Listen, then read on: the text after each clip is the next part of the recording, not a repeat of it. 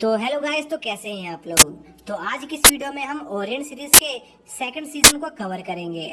और अगर आप लोगों ने इसके पिछले पार्टों को नहीं देखा है तो उसका लिंक आप लोगों को इस वीडियो के डिस्क्रिप्शन में मिल जाएगा, आप वहां से देख सकते हैं। तो ज्यादा टाइम न वेस्ट करते हुए इस वीडियो को शुरू करते हैं। तो जैसा कि हमने इस सीरीज के पिछले पार्ट में देखा था कि 100 साल पहले ओनी नाम के कुछ मॉन्स्टर ने धरती को बर्बाद करने की कोशिश की थी, जिस पर बोसी नाम के कुछ वॉरियर्स सामने आए थे जो उन ओनी से लड़कर दुनिया को बचाते थे। पर ओनी ने इंसानों का इतिहास बदल दिया और बोसी को इंसानों का दुश्मन बना दिया, जिस वजह से इंसान ओनी की पूजा करने लगे और इसकी आड़ में ओनी धीरे धीरे इंसानों को खा रहे होते हैं। जिसके बाद हम मुसासी और कुइजरो नाम के दो लड़कों को देखते हैं जिनका सपना एक बोसी बनने का था ताकि वो ओनी को हंट कर सके। पर उन्हें पता चलता है कि वो जिस विलेज में रह रहे थे उस विलेज पर भी ओनी का कब्जा था, जो विलेजर को बेवकूफ बनाकर उन्हें खा रहे थे। जिस पर मुसासी और कुइजरो मिलकर वहां मौजूद सभी ओनीस को मार देते हैं। जिसके बाद उनका सामना एक केजिन से होता है जिससे वो लोग नहीं मार पाते हैं। तभी वहाँ पर टाकेडा बैंड का बॉस आ जाता है, जिनका लीडर टाकेडा बड़ी आसानी से उस ओनी को मार गिराता है। जिस पर मुसासी भी अपने एक बोसी बैंड बनाने का फैसला करता है और कोइजीरो और मुसासी अपने बैंड बनाने के सफर पर निकल जाते हैं। जहाँ पर हम देखते हैं कि मुसासी कित्सुकी स्वॉर्ड का यूज नहीं कर पा रहा होता है क्योंकि उसकी बॉडी में ब्लैक ऑरा मौजूद होती है और कित्सुकी स्वॉर्ड से एक ओनी मॉन्स्टर को मारा जा सकता था। जिसके कुछ समय बाद मुसासी की मुलाकात सीरो से होती है जिसके पास भी ब्लैक ऑरा थी, लेकिन इसके बावजूद भी वो कित्सुकी स्वॉर्ड का यूज कर पा रहा होता है और बहुत ज्यादा पावरफुल होता है। पर बाद में मुसासी को पता चलता है कि मुसासी कित्सुकी स्वॉर्ड का इसलिए यूज नहीं कर पा रहा था क्योंकि उसकी बॉडी में एक गॉडेस है और सीरो असल में मुसासी को अपने कित्सुकी स्वॉर्ड बनाना चाह रहा था।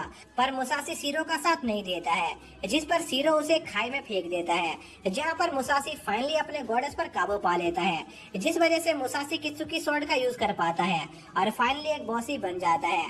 जिसके बाद मुसासी का बैंड उइसुगी क्लैन के लीडर से मिलने का फैसला करता है ताकि वो कुइजरो के डैड के पास्ट के बारे में पता लगा सके, क्योंकि कुइजरो एक फेमस बोसी की फैमिली से बिलोंग करता था।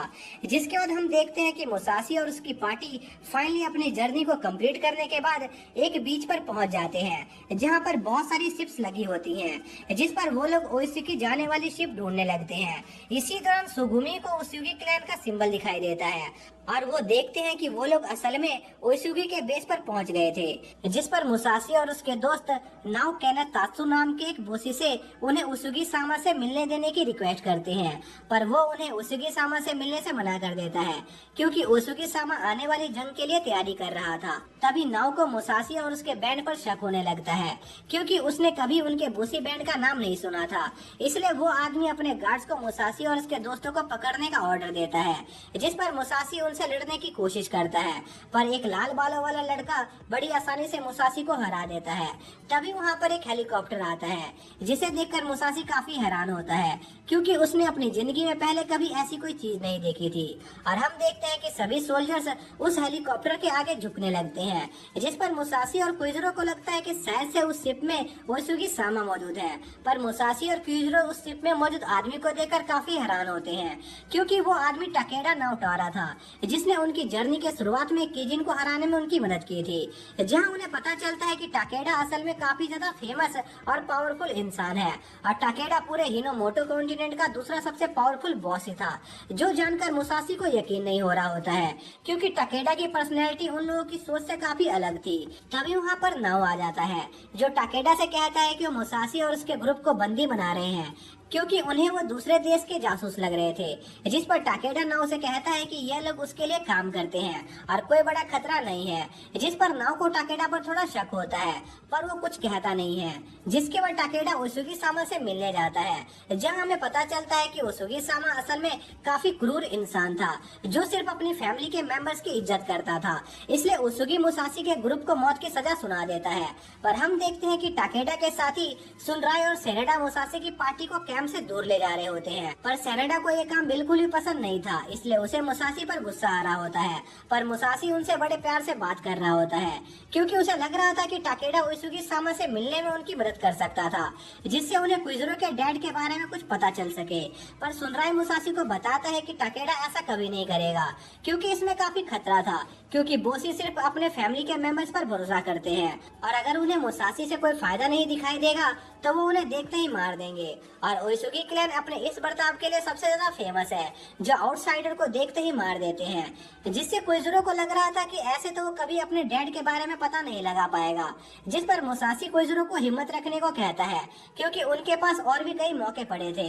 पर सुनाडा उनकी यह गलतफहमी जल्दी ही दूर कर देता है और कहता है कि वो लोग शायद से इससे पहले ही किजिन के हाथों मारे जाएंगे।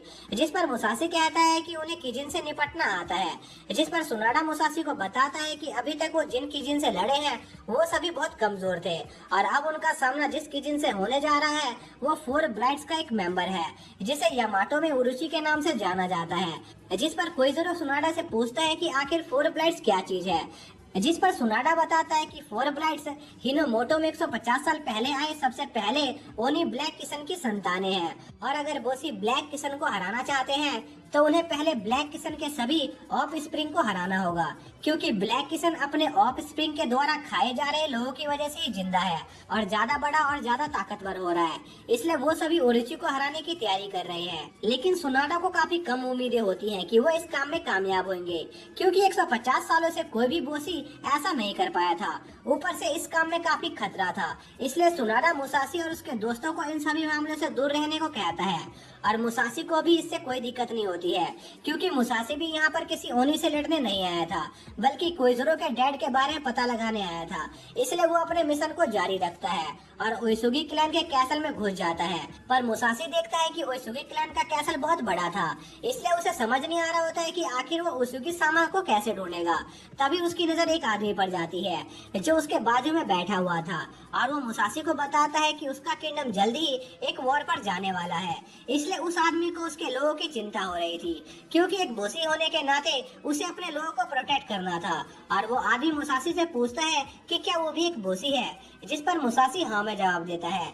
इसलिए वो आदमी मुसाशी को आने वाली वॉर के लिए तैयारी करने को कहता है।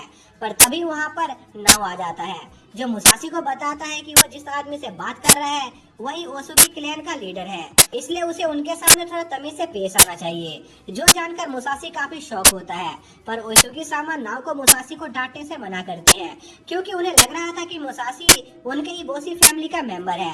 जिस पर नाव बताता है कि असल में मुसाशी उन्हीं 3 आउटसाइडर में से एक है, जिसके बारे में उसने ओसुगी सामा को पहले बताया था। जो सुनकर ओसुगी सामा को गुस्सा आ जाता है और वो मुसाशी और उसके दोस्तों को सजा देने के लिए उनकी आर्मी के फ्रंट लाइन पर भेजने का फैसला करता है। जिसके बाद ओसुगी क्लैन के गार्ड्स मुसाशी और उसके दोस्तों को दूसरे बोसी से मिलाने ले जाते हैं, जो कि आने वाली वॉर में पार्ट लेने वाले थे, जहां पर मुसाशी को 2 ग्रुप दिखाई देते हैं और मुसाशी उन्हें देखते ही पता कर लेता है कि आखिर उन दोनों ग्रुपों में से कौन स्ट्रॉन्ग है, क्योंकि अगर मुसाशी को इस वॉर को सरवाइव करना था तो उसे एक मजबूत टीम की जरूरत थी। तभी मुसाशी को वही लाल बालों वाला लड़का दिखाई देता है जिसने उसे पहले पीटा था, और उस लड़के का नाम अहितो होता है और वो फेमस शिमाजू बैंड का एक मेंबर था। जिस पर शिमाजू के ओपोनेंट अमाको कासुमी को लगता है कि अहितो जरूर कोई शिमाजू क्लैन के लीडर की नाजायज औलाद है। तभी अहितो अमाको क्लैन की बेइज्जती करने लगता है, क्योंकि अमाको क्लैन सभी बोसी बैंड में सबसे कमजोर क्लैन थी। जिस पर दोनों ग्रुप में बहस होने लगती है। तभी मुसाशी की नजर मोइचिरो पर जाती है, जो कि उसकी पुरानी दोस्त थी और वो भी इस वॉर में पार्ट ले रही थी, और अपने यूनिट मेंबर्स के लीडर को शिप के लिए लड़ता देखकर उसे उनकी पार्टी की चिंता हो रही होती है। जिस पर मुसाशी कंफ्यूज होता है कि आखिर वो लोग आपस में क्यों लड़ रहे हैं। जिस पर मोइचिरो मुसाशी को बताती है कि इस वॉर में जो यूनिट सबसे बढ़िया परफॉर्म करेगी उस यूनिट के लीडर को ओसुगी क्लैन में एक काफी ऊंचा पद मिलेगा। इसलिए अहितो और कासुमी इस यूनिट की लीडरशिप के लिए एक दूसरे से लड़ रहे थे। जिस पर मुसाशी सोचता है कि अगर वो इस टीम का लीडर बन जाएगा तो उसे ओसुगी सामा से मिलने में काफी आसानी होगी। इसलिए वो उन दोनों को टीम की लीडरशिप के लिए चैलेंज करता है, जिस पर वो दोनों एक साथ मुसाशी पर हमला करने लगते हैं। पर मुसाशी की स्वॉर्ड स्किल काफी अच्छी होती है और मुसाशी उन दोनों को काफी टक्कर दे रहा होता है, जिसके साथ ही यह पार्टी पर एंड हो जाता है।